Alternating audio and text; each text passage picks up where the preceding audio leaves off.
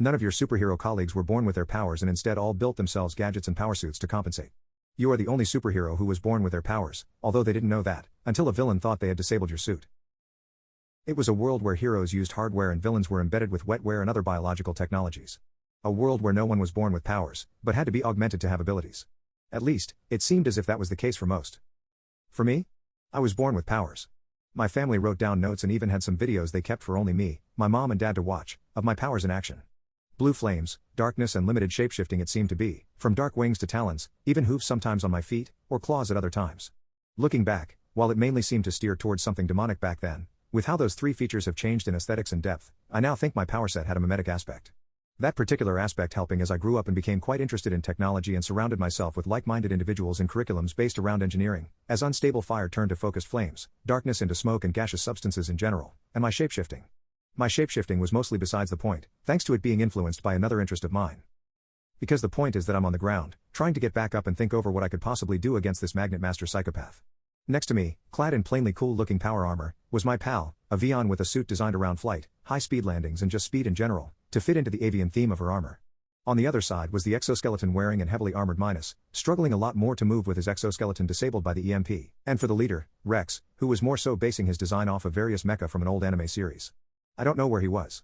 He said he would be trying to find a good vantage point when entering, but even with everything I can't tell where he is.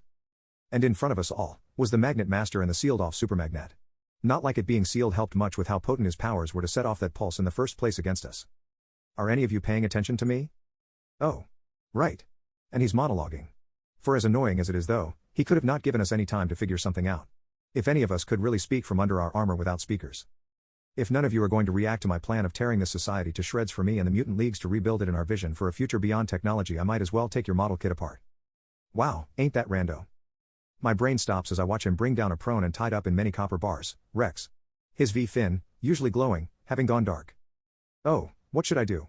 Should I pry him apart, armor to flesh, or maybe I could simply melt this toy down and... My claws are on his neck after a few seconds. With me tightly pushing him on the pseudoglass walls of the Supermagnet. My helmet feels tight and my vision is laced with red. It smells almost like smoke in here, as I growled. Put him on the ground, now. One of my ears rise up as I hear a quick clunk right behind me. Wait, damn it. This madman needs to focus, and if he doesn't focus then... Looks like you've already done it yourself, the Magnet Master sickeningly smirks to me, before I quickly bash his head on the pseudoglass. Looking down to make sure he's still breathing, after seeing a small rise I rush back to where Rex had fallen. Quickly heating the bars up and tearing them off with my claws. Before carefully taking off the helmet.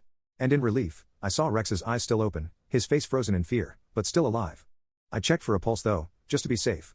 Okay, you're alive. That's good. Laplace, what the heck happened to you?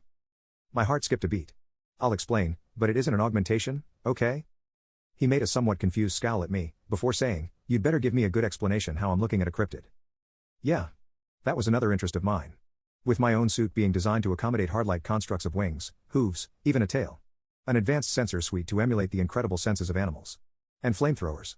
While I moved away from the demonic meme for the most part, I found myself really interested in the Jersey Devil, with my shapeshifting capabilities leaning into the form of such a cryptid. And now I was going to have to explain this. Anomaly. Huh. Anomaly. That actually sounds right to me. I'm an anomaly. Not a tech-based hero or a genetically modified villain. I'm an anomalous superhero. Neat.